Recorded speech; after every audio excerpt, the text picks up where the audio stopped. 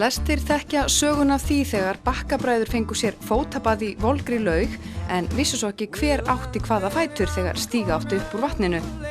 Nú er búið að endurbyggja þessa laug þeirra bræðra og getur ferðafólk á leiðum Svarfaðardal fengið sér fótabað í lauginni og þannig upplifað sögunum Bakkabræður á alveg nýjan hátt.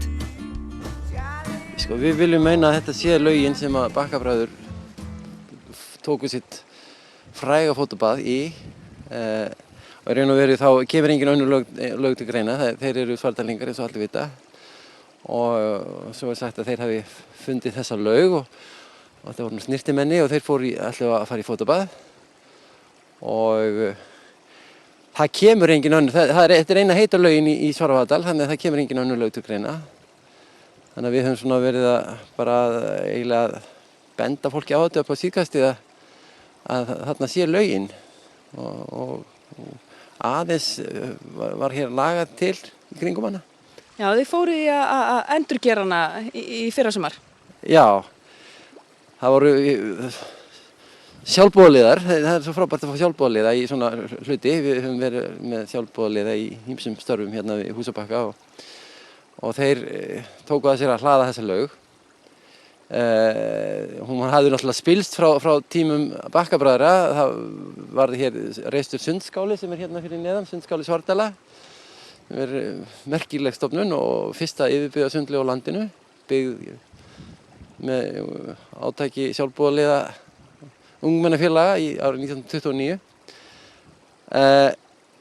Og þá var vatnið í lauginni var úr annarri laug sem er hérna kannski norðar og gæti hafa verið laugin sem að Bakkabræður voru í, ég veit það ekki, en okkur finnst þetta líklegra, þetta er svona heitara vatn hérna, en það helgast líka því að síðan var borað hér 1966 eftir heitu vatni og þetta eru svona, það liggur hér smá vegaslóði að þessari laug og fyrir vikið er þetta kannski svona upplæðara fyrir fólk að ganga eftir heldur en á gömlu lauginni. En varðandi sundskálan, þá skilst mér að það sé nýbúið að taka hann allan í gegn? Já, það var svona lokið við það í vetur að mála að það er allt innan dyra og svona laga það sem þurft að laga og sundskálin er aftur komin í stand en svo erum við svona að reyna að finna einhver leið að opna hann fyrir almenningi. Þetta er vandamál varðandi rekstur sveitarfélags á sundlaugum. Það fylgir því ýmsar kvaðir varðandi gæslu sem að sveitarfélagið hefur nú ekki efni á að standa í. En í raun og veru eru þessar reglur svo skrýtnar að það má ekki hafa sundlaug opna nema það sé vörður. Í raun og veru er miklu hættulegra að standa á Árbakka og veiða lax eftirlitslaust heldur en að fara í sund eftirlitslaust. Þannig að við erum svona að reyna að finna einhverju leið að fólk geti farið að nota þessa frábæru sundlaug á þess að sveitarfélagið þurfi að standa fyrir að hafa mann á kaupi við að fylgjast með því.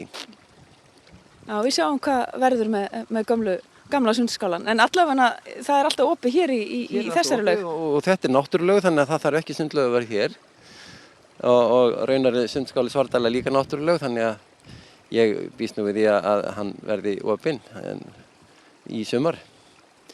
Og reyndar verður hann opinn, það er sundlaugin á Dalvíkar að loka núna næstu dögum í viðgerðaferli og þá eru þessi sundstaður, aðalsundstaður sveitarinnar, sundskáli Svarfdæla.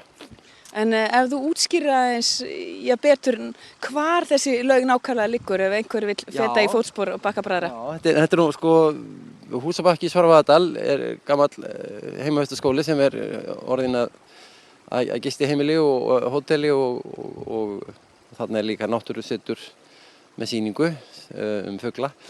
Og þetta er beint þar fyrir ofan, þetta er svona, hvað maður segja, þetta er svona hálftíma, 20 mínútna gangur upp í fjallinu. Og merktur slóði með stikum. Þannig þetta er alveg upplagt fyrir fólk eða vil fara að fá sér gönguferð að koma hér og taka af sér skóna. Það er sérstak upplifun að taka af sér skóna og ganga berfættur hérna upp hlíðina, fá sér fótabað, horfa hér á útsýni, hér út Eyjafjörðinn, maður sér Hrísey og Rólsker og hér sér maður meira að segja Grímsey í betra veðri en þessu og sitja hér einhverja stund og hugleiða og ganga svo aftur niður til. Svo getur maður líka haldið áfram og þá kemst maður hérna upp að Nikurtjörn sem er hérna upp svona 900 metra hér upp í fjallinu og altså 900 metra hæð, þannig að lengri gönguleið. Og í þriðja lagi þá sem sé svona hringleið, þá fer maður hér fram að Steindyrum, gengur merkta gönguleið upp að Nikurtjörn, kemur svo hérna niður og endar ferðina á því að taka sér fótabað hér og ganga svo berfættur niður á Húsbakka. Það hljómar reyndar mjög vel. En vatnið hérna, það er bara nokkuð notalegt hitastig á því og það er mjög tært, þannig að maður skilur eiginlega ekki hvernig þeir fóru að því að tína fótunum á sér, bakkabræður á sínum tíma. Nei, maður skilur ekki allt varðandi bakkabræður. En við viljum samt meina sko, þeir hafi verið á mörgum leyti á undan sinni samtíð. Þeir voru með svona tilraunir, ljósfræðilega tilraunir, til dæmis í sambandi með, það er til dæmis alveg svona vísindalega sannað núna. Það er hægt að flytja ljós með þessum hætti. Ég kann ekki alveg að skýra það, að byggja ljóslausa stofu og moka inn ljósinu með húfunum. Þeir voru sem sé í svona tilraunastarfsemi og kannski voru þeir svolítið utan við sig og þetta með að flækja saman fæturna, það er einmitt bara svona, þetta er svona meira hugarástand heldur en eitthvað annað. En þeir voru snyrtimenni, það er alveg á hreinu. Þeir var ekki sama að vera með táfílu. Maður fer héðan með hreinar tær. Já, algjörlega.